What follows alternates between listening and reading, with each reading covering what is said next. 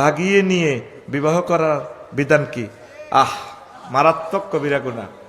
আল্লাহ রসুল বলছেন জেনা তো এমনি খারাপ। তোমার প্রতিবেশীর আন্তাজিনী হালিলাতা জারিক, তোমার প্রতিবেশীর ওয়াইফের সাথে জিনা করা সবচেয়ে খারাপ জেনা। আর নবীজি বলছেন সে আমার দলের বাহির। যারা তাদের স্ত্রীকে ভাগিয়ে নেয়, কাজের লোককে ভাগিয়ে নেয়, নবীজির দল থেকে বাইর করে দিছে। কলিজার টুকরার এটা করবেন না। আপনার বউটা যদি কেউ ভাগাইলে যেত, আপনি কত বড় কষ্ট পাইতেন, কত কষ্ট আপনি পাইতেন।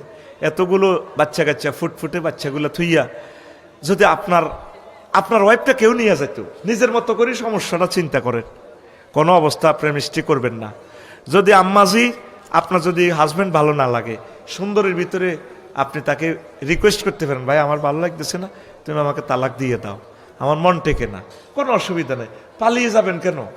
পালিয়ে গেলে বাচ্চা কাচ্চার কাছে চিরদিন ছোট থাকবেন, ইসলামের বিধানগুলো নষ্ট করবেন।